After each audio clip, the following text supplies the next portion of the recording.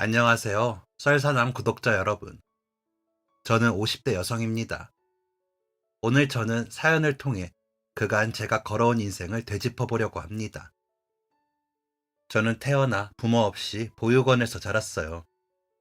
제가 보육원에 지냈던 당시에는 보육원 시설이 썩 좋지 않아서 성장기에 맞는 옷을 입지도 못했고 밥 먹는 것조차도 경쟁해야 했습니다. 그래서 일찍이 악착 같아진 것 같아요. 부모의 보호 아래에서 성장해야 할 시기에 저는 생존을 걱정해야 했거든요. 제 인생은 늘 치열했습니다. 가만히 앉아서는 아무것도 얻을 수 없었고 늘 부지런히 움직여야만 했죠. 보육원은 원칙적으로 성인이 되면 시설을 떠나야 했습니다. 고등학교를 졸업하자마자 독립을 한다? 현실적으로 말이 된다고 생각하지 않았어요. 그래서 저는 성인이 되어서 독립을 해도 배 곪는 일 없도록 고등학교를 졸업하지 않고 일찍이 숙식 제공이 가능한 공장으로 들어갔습니다. 보육원에서 지내는 것보다 훨씬 낫더라고요. 돈을 벌 수 있었기 때문에 빵 하나를 먹더라도 남의 눈치 보지 않고 제 돈으로 사 먹을 수 있었습니다. 큰 방에서 모든 아이들이 모여 몸을 부대끼며 자지 않아도 됐고 한겨울에 외풍이 드는 벽 쪽에서 자지 않기 위해 치열한 자리싸움을 하지 않아도 됐죠. 그렇게 3년간 열심히 돈을 모아 공장에서 나왔습니다.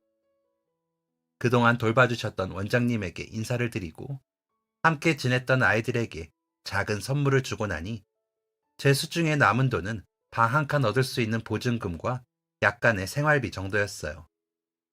저는 곧장 다른 일자리를 찾았습니다.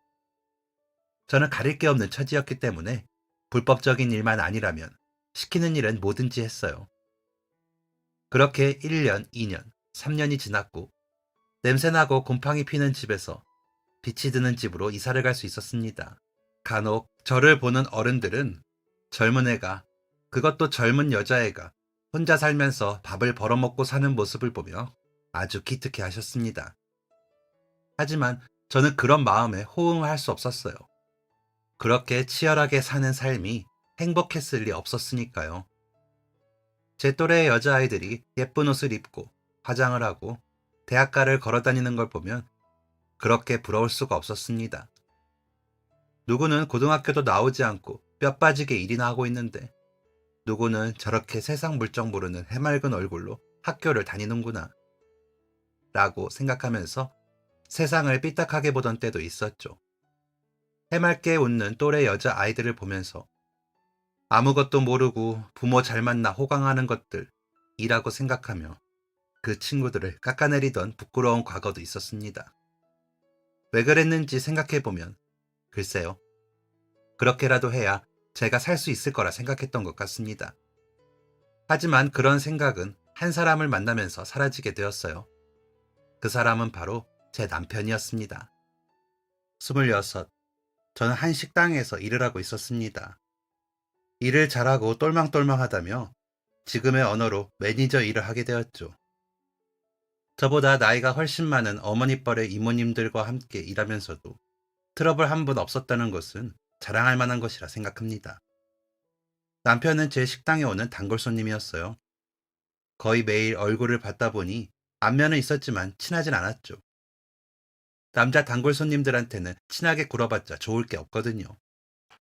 또 그 손님은 애매하게 아는 척하면 낯가리며 다음부터는 안 올 스타일 같았습니다. 그런데 어느 날부터 이모님들이 뜬금없이 제게 바람을 불어넣기 시작했어요. 저 총각, 우리만 있을 때는 금방 가버리는데 점장님 있으면 한참 동안 서성이다가 가. 굳이 서 있지 않아도 되는데 우물쭈물 한다니까. 아마 점장님한테 관심이 있을 거야. 잘해봐, 이팔 청춘들끼리.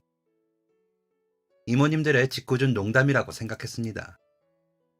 그런데 그런 이야기를 한번 들으니까 엄청 신경 쓰이더라고요. 결과는 다들 아시겠지만 저희는 사랑에 빠졌고 2년간의 연애 끝에 결혼을 했습니다. 저와 남편이 사랑에 빠지게 된 계기 중 하나는 서로의 상황이 비슷하다는 점에서 온 공감이었어요. 저는 고아였고 남편은 입양아였거든요. 남편은 중학교 2학년이라는 다소 늦은 나이에 입양이 되었다고 합니다. 그전까지는 보육원에서 지냈다고 했죠. 그래서인지 남편은 제 상황을 누구보다 깊게 이해해 주었어요. 자신은 입양이 되었지만 저는 그것도 아니었으니 지금까지 얼마나 힘들었냐고 위로해 주었고, 저는 남편을 만나며 가슴 깊이 박혀있던 피해의식과 그동안 일하며 받았던 상처를 치유받을 수 있었습니다. 남편과 저는 쿵 하면 짝소리가 나는 사이였습니다. 그래서 남편과 함께 일까지 하게 되었죠. 부부들이 같이 일을 하면 싸우기 마련이라는데 저희는 그런 것도 아니었습니다. 저희 부부가 일한 곳은 시부모님 회사였어요. 남편은 대학도 가지 않고 성인이 되자마자 시부모님의 일을 도왔다고 하더라고요. 회사를 나오지 않았다는 이유로 사무직은 하지 못했습니다. 그런데 한 가지 이상한 점이 있었어요. 남편의 형과 남동생, 게다가 여동생까지 대학을 나왔는데 남편은 대학을 나오지 않았거든요. 그래서 형제 중에 남편만 영업직을 뛰게 되었습니다. 이것이 이상해서 물었더니 남편은 자신이 공부에 소질이 없다며 웃고 넘기더라고요. 그때는 그저 그런 줄로만 알았습니다. 한 번씩 느껴지는 이질감을 제외한다면 남편과 시가 사람들의 관계는 매우 좋았거든요. 화목한 가정 그 자체였습니다. 제가 말하는 이질감은 이런 것이었어요. 남편과 아주버님 똑같은 말을 했을 때 남편한테만 구박을 한다는 것이 한 예시입니다. 남편이 말을 했을 때는 분명히 뭐라고 했으면서 아주버님이 말하면 고개를 끄덕이며 동의를 하는 그런 모습이 종종 보였습니다. 또 외식을 할 땐 항상 남편을 제외한 형제들의 입맛대로 갔어요. 너무하다 싶어서 슬쩍 남편이 좋아하는 메뉴를 언급했더니 다들 싸늘한 표정으로 저를 쳐다보더라고요. 그날 처음으로 남편에게 속상한 마음을 이야기했습니다. 당신이 이런 취급을 받는 게 아무래도 이상하다고. 평소엔 이렇게 잘해주면서 왜 한 번씩 이런 식으로 구시는지 이해가 안 된다고요. 저는 그때 처음으로 남편의 본심을 들을 수 있었습니다. 남편은 쓴웃음을 지으며 이렇게 대답했어요. 피는 물보다 진하다잖아. 내가 아무리 노력해도 넘을 수 없는 벽이 있는 거야. 남편은 자신이 입양하라는 사실을 단 한 번도 잊지 않았으며 자신이 노력을 해야만 이 가족의 형태가 유지될 것이라는 걸 알았기 때문에 불합리한 상황에 처해 있다 하더라도 참고 넘겼던 것입니다. 그동안은 차마 입 밖으로 이 말을 꺼낼 수 없었지만 제가 상처받는 일이 생기자 저에게 어렵게 말을 꺼낸 것이었고요. 그날 남편을 꼭 끌어안고 한참을 울었던 것 같습니다. 또다시 시간이 흘러 저희 부부에게 커다란 선물이 찾아왔어요. 바로 제가 새 생명을 품게 된 것이었습니다. 자식이 생긴 후 남편은 변했습니다. 자신이 무시당하면 자식도 무시당한다는 생각으로 가족들이 불합리한 행동을 해도 결코 참지 않았죠. 입양된 이후로 늘 순종적이었던 남편이 갑자기 변하자 시댁 식구들은 불쾌한 감정을 숨기지 않았지만 어찌할 도리가 없었습니다. 지금까지 세월이 흐르면서 남편이 회사 일에 지대한 영향을 끼치고 있었거든요. 남편이 안면을 트고 인연을 만든 거래처 사람들과의 관계가 흐트러진다면 회사가 위태로워질 수 있었기 때문이었습니다. 조금씩 남편과 시댁 식구들 사이의 관계에 균열이 가는 게 느껴졌어요. 시댁 식구들은 남편이 없는 그 사이에 저를 구박하기 시작했고 그 강도는 아주 조금씩 높아졌습니다. 하지만 일반적인 시집살이로 여겨졌기 때문에 별 신경 쓰지 않았어요. 말씀드렸듯 저는 17살 때부터 산전수전을 다 겪은 몸이었으니까요. 그날도 어김없이 남편과 함께 거래처로 갈 준비를 하고 있었습니다. 그런데 아침부터 남편이 배가 아프다고 하더라고요. 알고 보니 새벽부터 아팠던 것을 참고 있었던 것이었어요. 왜 말을 안 했어? 일어나서 병원이라도 다녀올 걸. 당신 깰까봐 조용히 있었지. 차라리 새벽에 응급실이라도 다녀왔으면 좋았을 텐데. 남편의 병원을 다녀온 뒤 출발하면 중요한 미팅에 늦을 게 분명했습니다. 저는 차라리 저 혼자 다녀오겠다고 했는데 남편은 갑자기 다 나았다면서 멀쩡하게 걸어 다녔어요. 같이 미팅을 가려고 일부러 안 아픈 척을 하는 게 아닌가 의심했는데 그건 아닌 것 같더라고요. 또 배가 자주 아픈 남편이었기 때문에 그날도 평소와 다름이 없을 거라고 생각했습니다. 그런데 저는 그때 응급실에 갔어야 했어요. 왜냐하면 거래처 입구 앞에서 남편이 쓰러졌거든요. 병원에서 들은 남편의 병명은 충격이었습니다. 남편은 대장암에 걸린 것이었어요. 암에 걸렸다는 사실을 안 이후로 치료에 전념했지만 남편은 점점 쇠약해져 갔습니다. 초기에 발견하기 어려운 질병이라며 의료진이 위로를 건넸지만 저는 죄책감에 사로잡혀 벗어날 수 없었어요. 남편이 배가 아프다는 말을 부쩍 자주 했는데 그걸 의심하지 않았던 저를 자책했죠. 결국 남편은 세상을 떠났습니다. 그때 허탈함과 죄책감은 아직도 제 안에 있어 이따금 저를 괴롭히고는 하죠. 남편의 장례를 어떻게 치렀는지 아직도 기억이 나지 않습니다. 어렴풋이 기억나는 것은 아들을 꼭 끌어안고 한참을 울다가 혼절했었다는 것과 남편의 가족들이 일사천리로 장례를 진행했다는 것이었어요. 그때는 그게 참 감사했는데 그건 감사할 일이 아니었습니다. 시댁 식구들은 기다렸다는 듯이 남편의 장례를 해치운 것이었거든요. 이건 저 혼자만의 기우가 아니었습니다. 제가 이렇게 생각하는 이유는 남편의 장례가 끝나자마자 시댁 식구들이 저를 집에서 내쫓았기 때문입니다. 저와 아들은 혈혈단신 맨몸으로 쫓겨났습니다. 그것도 한겨울에요. 찬바람 쌩쌩 부는 시댁 앞에서 저는 문을 두드리며 빌었습니다. 이 상태로는 갈 곳이 없다면서요. 그러자 시어머니는 문을 획 열더니 저에게 돈 몇 푼을 던지듯 주며 말했습니다. 재수 없으니까 이거 가지고 꺼져. 다시는 우리 가족 앞에 나타나지 말고. 어머니는 곧장 집에 들어가시더니 얼마 지나지 않아 다시 나와 제게 소금을 뿌려댔습니다. 오지 마! 오지 마! 저는 아들을 뒤에 숨긴 채 소리쳤습니다. 어떻게 이럴 수가 있으세요? 어머니 아들이었잖아요. 그이가 가족들을 위해서 얼마나 헌신했는지 몰라서 이러세요? 그러자 시어머니는 소금 뿌리기를 멈췄죠. 시어머니는 갑자기 웃음을 터뜨렸습니다. 뒤이어 나온 시아버지는 시어머니에게 무슨 일인지 물었고 시어머니가 시아버지에게 귓속말을 하더니 두 사람은 배꼽을 잡고 뒹굴듯 웃었습니다. 그러더니 이렇게 말했죠. 얘, 너 너무 순진한 거 아니니? 피 한 방울 안 섞인 애가 어떻게 가족이야? 네 뒤에 있는 애도 말이야. 걔랑도 피 한 방울 안 섞였는데 내가 쟤를 책임져야 하니? 악마를 실제로 보는 기분이었습니다. 어떻게 이럴 수가 있어요? 시아버지는 뭐가 문제라는 듯 말했습니다. 걔는 평생 부모 없이 살았어야 하는 놈이야. 그런데 우리가 걷어준 덕에 죽기 전에 어머니 아버지는 불러볼 수 있었지 않냐? 고아원에 있는 애들 고생할 때 걔는 우리 집에서 등 따시게 잘 살았어. 그동안 먹여주고 키워준 것만 해도 충분하다 이 말이야. 저는 버럭 소리쳤습니다. 그이 살아있을 때 그렇게 부려먹더니 당신들이 이러고도 사람이야? 시아버지는 붕괴했고 시어머니는 안으로 다시 들어가더니 찬물을 가지고 와서 저에게 뿌렸습니다. 부모도 없는 여자 데리고 와서 결혼한다고 했을 때부터 알아봤지. 어른 무서운 줄 모르고 어딜 감히 대들어. 다행히 아들은 맞지 않았지만 그때 맞은 물 때문에 한겨울에 감기로 꽤 고역을 치렀어야 했어요.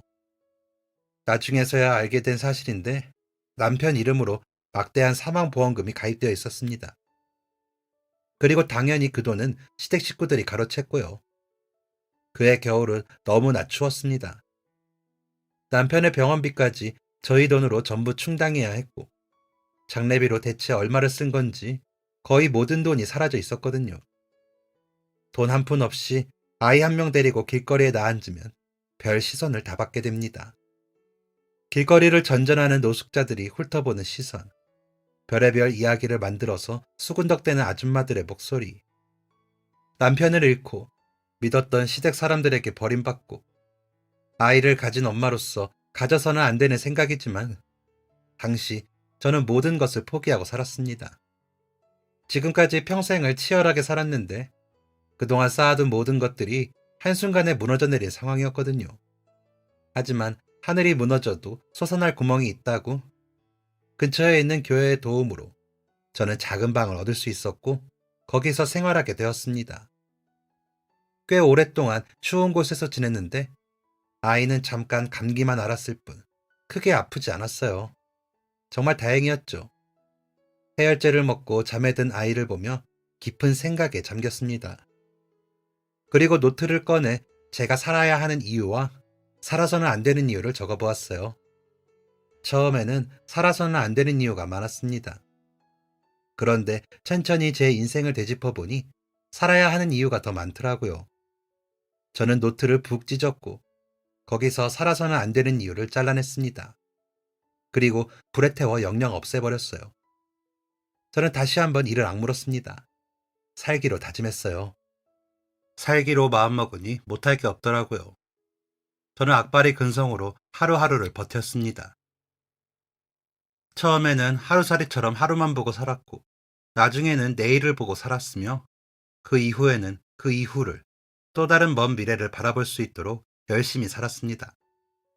그러던 어느 날, 잠을 자던 아들이 갑자기 벌떡 일어나더니 가방을 뒤적거렸습니다.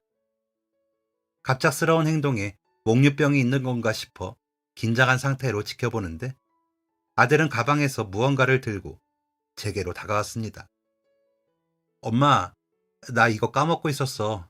방금 잠에 들락말락 했는데 이제야 생각났다. 늦게 줘서 미안해. 대체 뭘 잊었길래 자다 말고 벌떡 일어날 정도로 허둥댄 것인지 아들의 손에 잡힌 물건을 보았습니다. 그건 예상 밖의 물건이었어요. 아들이 건네준 것은 다름 아닌 녹음기였습니다. 어린아이가 가지고 있기에는 생소한 물건이었죠.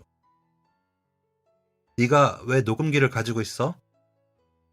저는 이후 아들의 입에서 나온 말을 듣고 깜짝 놀랐습니다. 아빠가 줬어. 그 녹음기는 남편이 세상을 떠나기 전 아들에게 준 것이었죠. 저는 아들에게 받아든 녹음기를 조심스럽게 재생했습니다.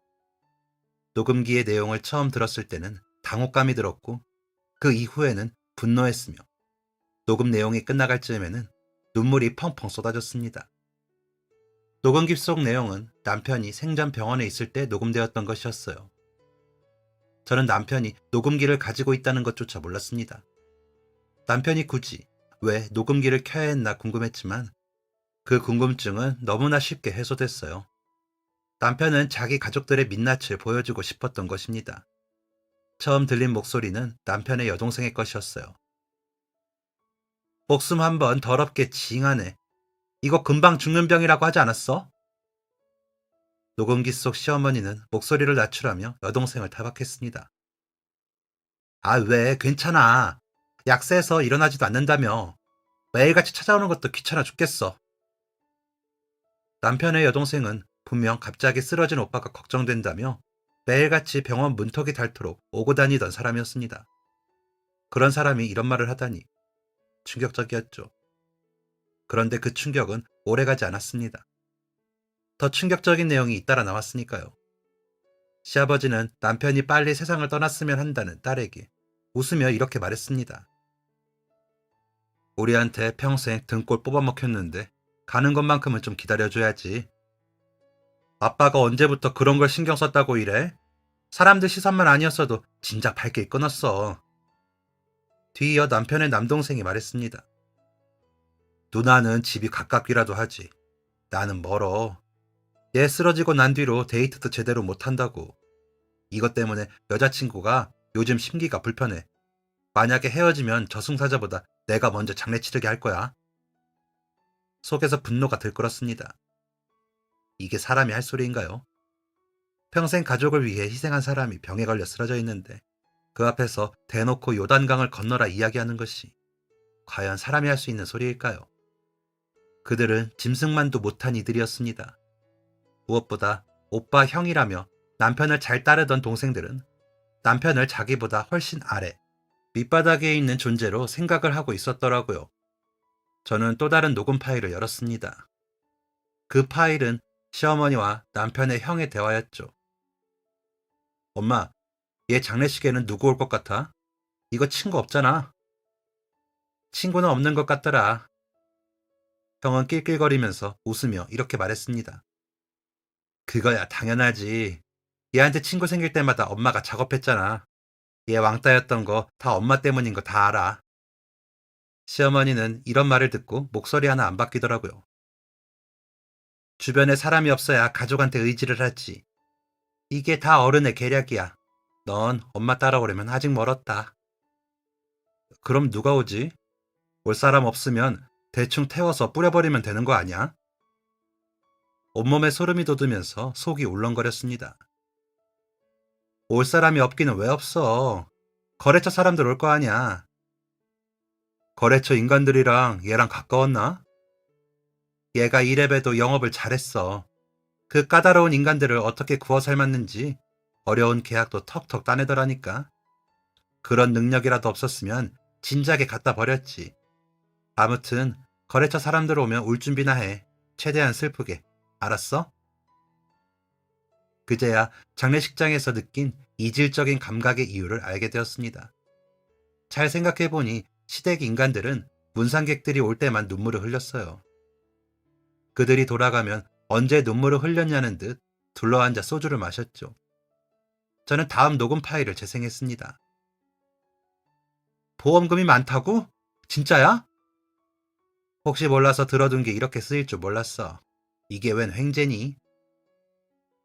파일 속 남편의 여동생은 뚱한 목소리로 말했습니다. 그래봤자 그 여자한테 돌아가는 거 아니야? 중요한 일 놔두고 이렇게 된 것도 짜증나는데. 젖은 가려면 빨리 가지. 괜히 병원비만 축나잖아. 그들이 말하는 그 여자란 저를 말하는 것일 거고, 중요한 일이라는 것은 자신의 결혼이었습니다. 결혼 중요하죠. 하지만 그게 생사의 기로에 서 있는 가족보다 중요할까요? 다 방법이 있지. 내가 그것도 준비를 안 했을까 봐. 저는 아차 싶었습니다. 저는 보험금을 받을 게 있다는 걸 몰랐거든요. 제가 들었던 보험금은 남편의 병원비로 전부 사용한 게 끝이었습니다. 보험금으로도 충당이 안 돼서 그동안 모아둔 돈까지 쓰는 동안에도 몰랐어요. 이후에도 몇 개의 녹음 파일이 있었습니다. 저는 이를 갈며 녹음 파일을 들었어요. 그런데 마지막 직전의 녹음 파일의 끝부분에 남편의 한숨소리가 들어가 있었습니다. 휴. 저는 그제야 남편이 이 모든 이야기를 듣고 있었다는 것을 깨달았습니다. 고통 속에서 몸부림치며 어떻게든 살아보겠다고 노력하는 와중에 누군가가 자신을 저주하는 소리를 들어야만 했던 것이었죠. 어느 때보다 가족들의 관심과 사랑이 필요할 때에 가족들에게 배신당한 감정은 제가 감히 헤아릴 수 없는 것입니다. 저는 마지막 파일을 열어볼 엄두가 나지 않았어요. 그것은 마치 판도라의 상자 같았죠. 그것을 재생해보기까지는 꼬박 이틀이 걸렸습니다. 열어볼까 말까. 열어야 한다. 열고 싶지 않다는 마음이 수백, 수천 번 부딪힌 뒤에야 저는 겨우 마음을 가다듬을 수 있었어요. 그 마지막 파일을 들은 뒤 저는 안타까운 마음에 한동안 자리에서 일어나지 못했습니다. 그 녹음은 남편의 마지막 유언이었습니다. 남편은 긴 한숨으로 말을 꺼냈어요. 말하기를 매우 힘들어했다는 걸 알고 있다 보니 남편이 얼마나 고생을 했을지 그 모습이 눈에 선했습니다. 여보, 얼굴을 보고 얘기하고 싶었는데 가족들이 나랑 당신을 단 둘이 남겨놓지 않아서 기회가 없었네. 이 녹음들이 꼭 당신의 손에 들어가길 바라. 내가 이걸 남기는 이유는 내가 지금까지 어떤 취급을 받고 살았는지 알리고 싶어서야. 이 이야기가 당신에게 부담이 되지 않기를 바라지만 당신만 괜찮다면 꼭 이 한을 풀어줘. 잠깐의 침묵이 있었고 남편은 다시 말을 이었습니다. 나는 15이라는 나이에 입양됐지. 그렇게 큰 나이에 입양이 되는 경우는 흔하지 않았기 때문에 나는 나를 운이 좋은 아이로 여기면서 살았어. 성인이 될 나이가 4년밖에 남지 않았기 때문에 가족이 생긴다는 건 포기한 상태였거든. 그런 나에게도 가족이 생긴다니 너무 행복했어. 그래서 가족들에게 밉보이고 싶지 않았어. 어린 시절의 남편은 누구보다 일찍 일어나서 빨래를 했고 집안 청소를 했고 가족들의 아침까지 차렸다고 합니다. 보통 입양된 아이가 그런 행동을 하면 하지 못하게 해야죠. 일반적인 가정의 자식들은 하지 않는 행동이니까요. 아무리 효자, 효녀라고 하더라도 말입니다. 부모된 사람의 입장에서 바라보아도 15살짜리 아이가 그런 행동을 하는데 가만히 있는 것은 말이 안 됐습니다. 나는 그게 당연한 건 줄 알았어. 가족들도 아무 말 하지 않았고, 이렇게 해서 사랑을 받을 수 있다면 얼마든지 할 수 있는 일이었지. 그렇게 한 해를 보내고 고등학교 입학을 준비할 때가 됐는데, 그때 처음으로 위화감이라는 걸 느꼈어. 고등학교 진학 얘기를 하니까 내 눈을 피하면서 말을 얼버무리시더라고. 작년에 형이 고등학교에 입학할 때는 부모님 두 분이 엄청 호들갑을 떠셨던 걸 아니까 결국 나는 고등학교에 가지 못했어. 남편이 고등학교에 가지 못했던 이유는 아이러니하게도 돈이 없어서였습니다. 사실 알고 있었어. 돈이 없는 게 아니라는 걸. 아버지 사업은 나날이 잘 됐고 어머니는 매일같이 여동생을 데리고 쇼핑을 하셨지. 돈이 없는 건 거짓말이었어. 왜 굳이 그런 말까지 하면서 거짓말을 했는지 고민해봤는데 아마 부모님은 내가 형보다 잘난 걸 원치 않으셨나 봐. 남편은 다니던 중학교의 기대주였습니다. 좋은 고등학교로 진학해 좋은 대학에 입학하여 학교의 이름을 드높일 인재로 여겨졌죠. 남편이 입양될 때 원장님은 기뻐하며 이렇게 말했다고 합니다. 머리가 참 좋은 아이예요. 저희로서는 지원해줄 수 있는 방법이 없어 늘 마음이 쓰였는데 이렇게 좋은 분들께 입양을 가게 되니 얼마나 다행인지 몰라요. 하지만 남편의 형은 중상위권 학생이었고 조금만 마음을 놓아도 성적이 뚝 떨어지는 사람이었습니다. 그런 경우가 종종 있다고 하는 걸 들었어. 집안의 장남이 잘 돼야 집안이 잘 되는 거니까. 형만 한 아우가 없으니 동생은 형이 돋보일 수 있도록 노력해야 한다고 하더라고. 어린 마음엔 그 말이 정답이라고 생각했어. 그래서 물러났고 나는 그게 멋있는 건 줄로만 알았지. 그리고 나름의 희망도 있었어. 부모님이 검정고시를 치러서 대학만큼은 꼭 보내주겠다고 하셨거든. 그 약속이 지켜졌을 리가 없습니다. 남편은 고등학생 때부터 부모님의 회사에서 일을 했어요. 공부를 할 시간 같은 건 없었습니다. 잠자는 시간을 쪼개서 공부하려 했지만 어떻게 알았는지 책을 피면 부모님이 일을 시켰다고 합니다. 일을 하다 녹초가 되어 골아떨어지는 게 반복되다 보면 잠자는 것이 무엇보다 중요하게 되고 남편은 결국 책을 놓게 되었죠. 사실 나도 어느 정도 눈치채고 있었어. 나는 아버지 회사에서 술상문화하고 있는데 형은 멋지게 차려입고 나가서 직원들을 관리했으니까. 직원들은 나랑 형이 형제관계라는 걸 절대 몰랐어. 알고 난 뒤에는 다들 깜짝 놀라더라고. 형은 회사에서 나를 굉장히 하대했거든. 나는 그때도 당연히 그럴 수 있다고 생각했어. 참 바보 같은 생각이지만 회사에서는 위계질서가 있으니까 그걸 따라야 한다고 생각했던 거지. 그게 설령 형제 관계라고 해도 말이야. 남편은 가족이 너무 소중해서 태어났을 때부터 열망하던 가족이라는 존재를 잃지 않기 위해 이런 부조리함을 알면서도 애써 모르는 척했던 것입니다. 항상 좋은 건 형에게 먼저, 그 다음엔 남동생, 그 다음엔 여동생, 마지막에 남은 찌꺼기 같은 것들은 남편에게. 결혼할 때도 이 핑계 저 핑계 대면서 지원을 하나도 안 해줬으면서 형과 동생들에게는 집을 척척 해준 것. 바람나서 이혼당한 남동생이 이혼 소송을 하게 되자 비싼 변호사를 썼던 것까지. 남편이 시비가 붙어 억울한 상황에 처했을 때는 국선 변호사들도 뛰어나다며 조금 더 도와주지 않았던 사람들이었습니다. 나는 입양하니까 가족 같은 걸 바라서는 안 되는 녀석이었는데 분에 넘치는 것을 얻었으니까 이 정도는 감수해야 한다고 생각했어. 그래도 나를 걷어주었고 함께 있을 땐 우리 아들, 내 동생, 오빠, 형이라고 다정하게 불러줬으니까. 피가 섞이지 않은 사람에게 이 정도만 해도 대단한 거라고 생각했어. 그리고 그렇게 배웠고 남편의 가족들이 남편을 얼마나 세뇌했는지 기가 막혔고 분노가 치밀어 올랐습니다. 녹음기 속 남편의 목소리는 점점 거칠어졌어요. 애써 모르는 척했어. 그런데 이 정도로 이용당했다는 걸 알았다면 진작 돌아섰을 거야. 이제 나한테도 소중한 가족이 생겼으니까. 남편이 굳이 녹음기를 켰던 이유는 남편의 가족들이 아무것도 모르는 저와 제 아들까지 이용할 것이라고 생각했기 때문이었습니다. 끝까지 지켜주지 못해서 미안해. 평생 행복하고 싶었는데 내가 분수에 안 맞는 가족을 바랐기에 이렇게 된 게 아닌가 싶기도 해. 이 말을 듣는데 눈물이 펑펑 나더라고요. 가족을 원한 건 저도 마찬가지였으니까요.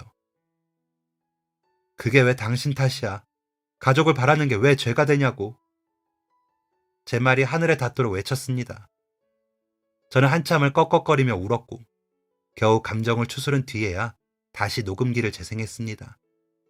그런데 녹음기 말미에 담긴 내용은 의아했어요. 내가 줄 건 이것뿐인 것 같아. 집에 있는 벽장 아래를 보면 작은 고리가 있어. 그걸 열어보면 내가 정리해둔 장부가 있을 거야. 내가 평생 동안 모아둔 거고 당신이라면 누구보다 잘 사용해줄 거라고 믿어. 그리고 남편의 음성은 거기서 끊어졌습니다. 이후로 무슨 말을 하고 싶었는진 모르겠어요. 다만 한 가지 바라기로는 언젠간 하늘에서 남편을 봤을 때 그 이야기를 마저 듣고 싶습니다. 저는 남편이 이 녹음기를 주고 간 이유를 곰곰이 생각해 보았어요. 남편은 저를 통해 억울함을 풀고 싶었던 것 같습니다. 남편의 마지막 소원을 들어주지 않을 리가 없죠. 게다가 시댁 인간들에겐 쌓인 것이 많았습니다. 제 안에 전투의지가 불타는 것이 느껴졌습니다. 한동안 억누르고 살았던 악바리 기질이 다시 솟아나는 순간이었죠. 제 앞을 막을 것은 없었습니다. 저는 집으로 가서 벽장문을 열었고 벽장 아래에 있는 고리를 열었습니다.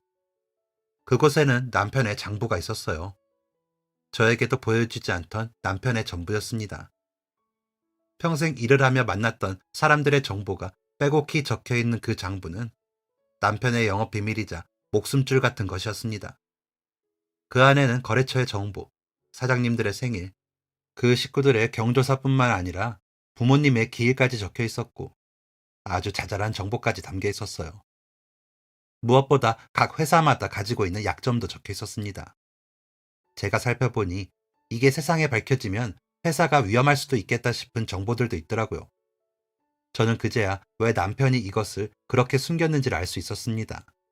순간 제 머리를 스치고 지나가는 생각이 있었어요. 그건 바로 시댁 인간들을 무너뜨릴 수 있는 방법이었죠. 저는 제가 남편과 일을 하며 느꼈던 것을 다시 한번 복기했습니다. 객관적으로 봤을 때 시댁의 회사는 남편 없이 굴러가기 어려운 조건이었어요.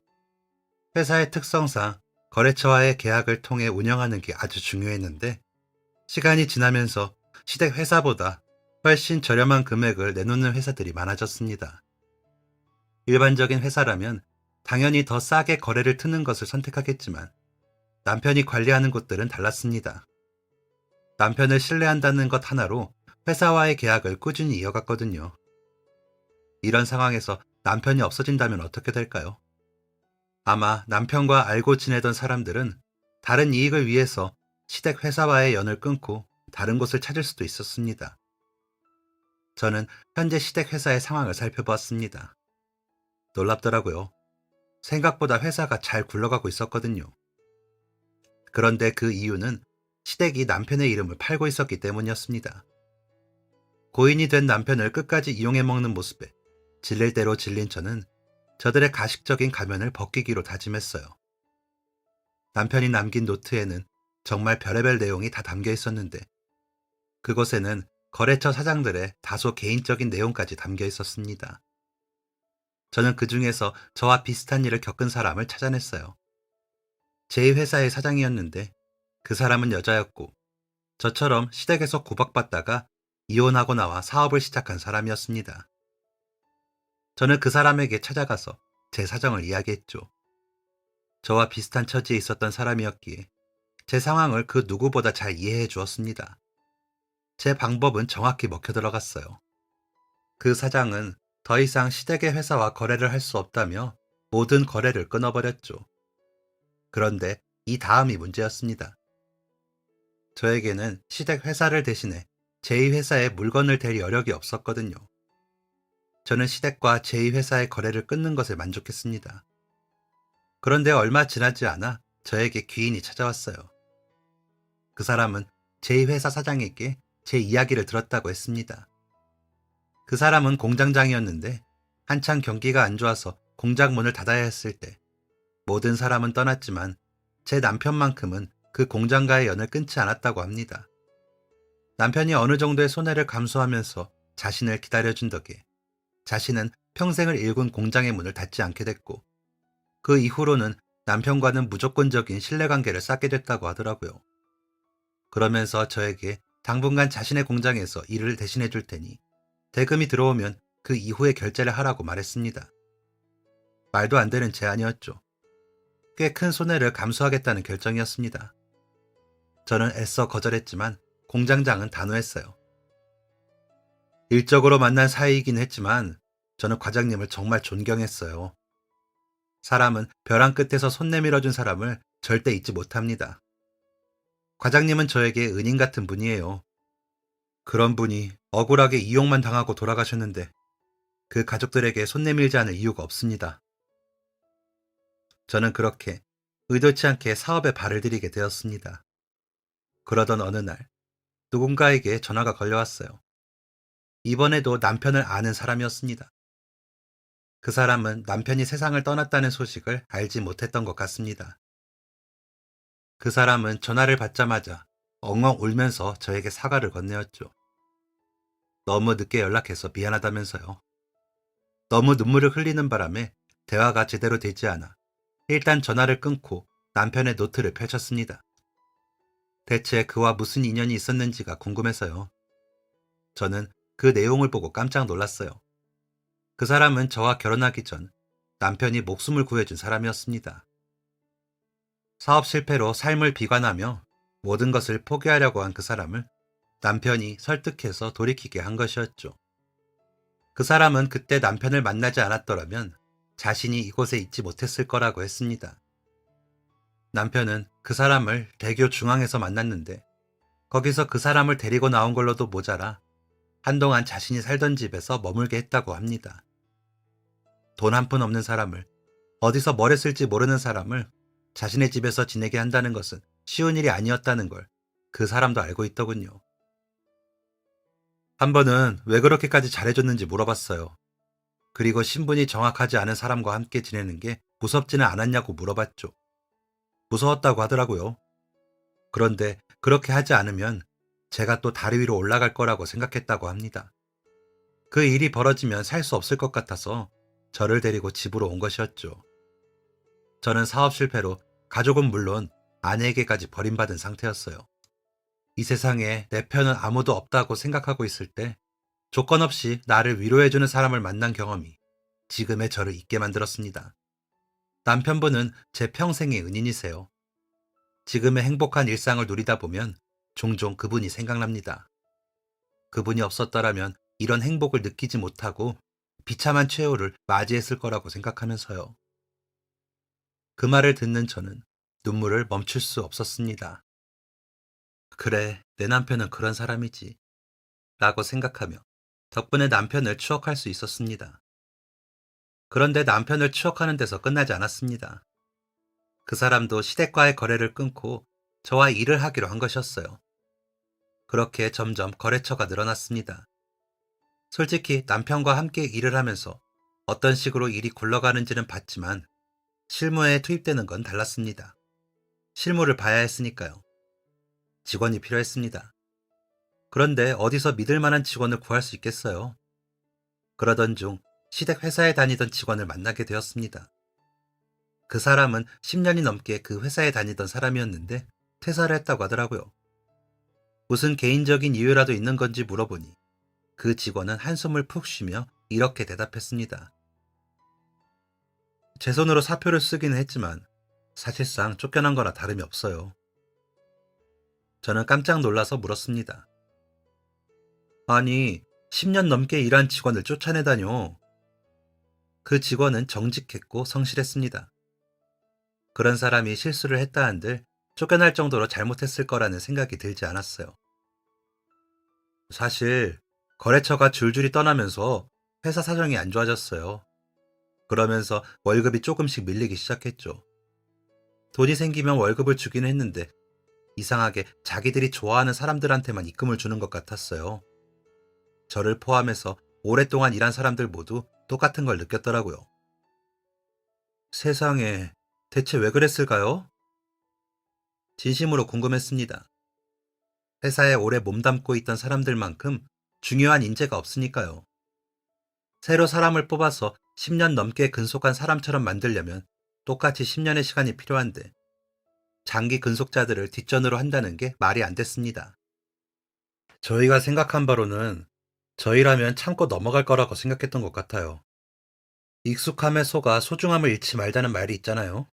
그 사람들도 저희가 익숙해서 소중함을 잃은 것 같아요. 이 정도 월급은 밀려도 된다고 생각했나 보죠. 그런데 저희한테 월급은 생존이에요. 그 사람들이야 모아둔 돈도 많을 테니 월급 조금 밀려도 상관없겠지만 저희는 가정이 있고 당장 월급이 들어오지 않으면 당장의 내일을 고민해야 하는 사람들이니까요. 살기 위해서 나온 거예요. 회사가 기우는 게 눈으로 보이니까. 이 상태로 있으면 한 푼도 못 받고 시간만 흐르겠다 생각한 거죠. 그래서 지금은 월급을 받으셨나요? 아니요. 신고만 해둔 참이에요. 저는 저와 함께 오래 일한 사람들이 이런 취급을 받고 있다는 사실을 알고도 가만히 있을 수 없었습니다. 저는 물심양면으로 그들을 도왔어요. 마침내 그들이 임금을 다 돌려받은 날, 그 사람들은 제 직원이 되었습니다. 경영자와 직원들의 두터운 관계로 이루어진 회사가 만들어진 것이죠. 이 소식을 들었는지 시댁 인간들에게서 연락이 왔습니다. 아주 점잖은 목소리로 한번 얼굴을 보자고 하더라고요. 저는 거부했습니다. 무슨 이야기를 하려고 하는지 상황이 그려졌기 때문이었죠.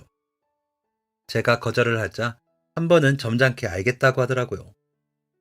그런데 그 후로도 연락은 계속됐습니다. 저는 어느 순간부터 연락을 거부했어요. 그러자 상상도 못 해본 반응이 튀어나왔습니다. 남편이 남기고 간 녹음본을 통해 그 사람들의 수준이 얼마나 저질인지 알았지만 그 정도일 줄은 몰랐습니다. 그 인간들은 제 사무실 앞으로 찾아왔어요. 역겹게도 웃으면서 인사를 하더라고요. 차분하게 인사를 건네는 그 모습을 보니 온몸에 소름이 돋았습니다. 저는 전 시어머니에게 말했어요. 저한테 소금을 뿌리던 건 잊었나 봐요? 전 시어머니는 목소리를 조금도 떨지 않고 대답했습니다. 옛날 일에 매여 있어서 어떻게 큰일을 하겠니? 그때는 나도 자식을 잃은 지 얼마 안 돼서 정신이 없었어. 너도 애 엄마니까 알 거 아니니? 기가 찼죠. 자식 잃은 슬픔 때문에 며느리도 모자라서 자기 손주까지 내쫓는 게 말이 되나요? 게다가 핏줄이 다르다고 남편을 모른 척 하시던 분 아니었어요? 시어머니의 얼굴이 조금 굳으면서 입꼬리가 실룩거리자 그 딸이 나섰습니다. 언니, 지금 우리가 싸우자고 온 게 아니잖아요. 이러지 말고 차 한 잔 주세요. 우리 이야기 좀 해요. 저는 그 사람들에게 앉을 자리도 내어주지 않았습니다. 나는 오라고 한 적도 없고 얼굴 보고 대화 같은 거 할 생각 없어요. 나랑 대화를 하고 싶었으면 남편이 세상을 떠났을 때 했었어야죠. 하다못해 나랑 내 아들이 떠난 이후에 했어야죠. 이제 와서 이럴 게 아니라. 그 딸은 생각보다 더 뻔뻔했습니다. 그때는 그럴 만한 사정이 있었다니까요. 아마 언니도 들으면 이해할 거예요. 그러니까 한번 대화만 해봐요.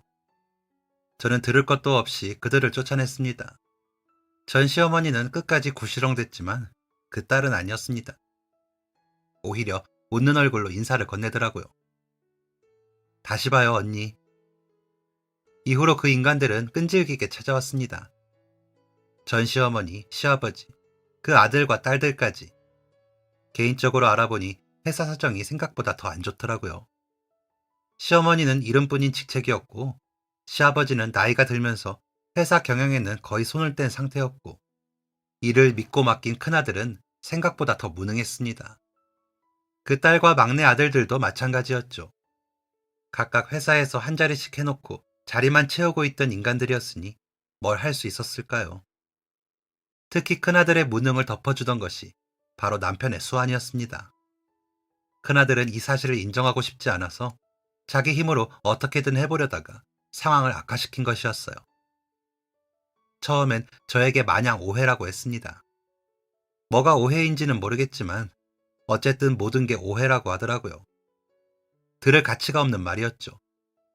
평화로운 방법이 통하지 않는다는 것을 안 그들은 점점 자신들의 본 모습을 드러내기 시작했습니다. 자기 회사에서 일하면서 얻은 정보로 사업하는 걸 내가 모르는 것 같냐. 내가 입만 열면 이 작은 회사 정도는 한 번에 문 닫게 할 수 있다. 이런 식이었죠. 그런데 이런 말에도 제가 꿈쩍도 하지 않고 나아가 회사의 규모가 점점 커지자 그들은 초조해졌는지 결국 선을 넘었습니다. 바로 제 아들을 납치한 것이었죠. 눈이 뒤집혀서 아이를 찾으러 다녔습니다. 경찰에 신고해서 아이를 찾았을 때 아이는 무사했지만 그들은 절대 용서받을 수 없었어요. 해코지를 하려는 것은 아니었고 제가 대화를 하지 않으니 이렇게라도 대화를 하고 싶었다고 말을 했지만 저는 알고 있었습니다. 그 이유는 아주 작은 것이고 사실 제 아이에게 분풀이를 했다는 것을요. 치사하고 더럽고 인간이길 포기한 방법에 치가 떨렸습니다. 그러면서 경찰에게 이렇게 말하더라고요. 쟤는 내 친손주예요. 제 아빠가 내 아들이라고. 내가 내 손주 보겠다는데 이게 어떻게 납치야? 이게 문제가 됩니까? 나라법이 이래도 돼요? 저는 그렇게 말하는 이에 면전에 대고 비웃으며 이렇게 말했습니다. 경찰관님, 피 한 방울 안 섞인 사람입니다. 남이에요. 결국 그들은 법적인 처분을 받게 되었고 이 소문이 퍼지자 회생 불가능한 수준이 되었습니다.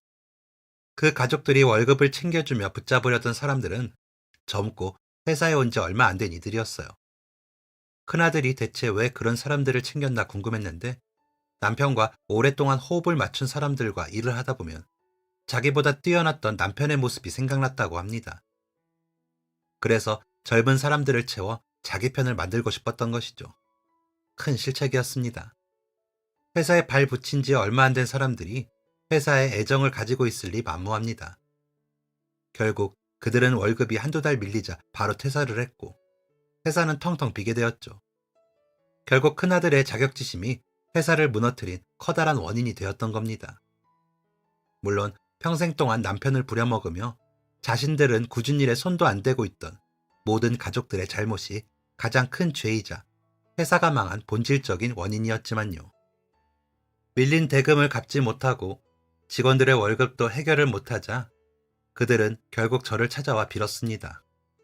제발 한 번만 살려달라면서요. 그걸 제가 들어줄 이유가 없죠. 그렇게 저를 찾아와 빌수록 남편의 마지막 모습이 생각나 견딜 수가 없었습니다. 저는 또 한 번 말했어요. 내 남편과 피 한 방울 안 섞인 이들과 나눠 먹을 건 없어요. 남아있는 양심이 있다면 손을 얹고 생각해보세요. 당신들은 내 남편을 진짜 가족으로 생각한 적 없잖아? 이때 이후로 꽤 시간이 흘렀네요. 현재 제 회사는 탄탄하게 운영 중이고 아들은 저와 함께 회사를 운영하는 방법을 배우고 있습니다. 전 시댁 사람들처럼 되지 않기 위해서 이 회사를 세우기 위해 어떤 일들이 있었고 어떤 노력이 있었는지 알려주고 있어요. 또 아버지를 향한 감사한 마음을 잊지 말라고 하고 있죠. 제 이야기는 여기까지입니다. 긴 이야기 들어주셔서 감사합니다. 지금까지 사연 들어주셔서 감사합니다. 사연이 재밌으셨다면 구독과 좋아요를 눌러주세요. 감사합니다. 안녕히 계세요.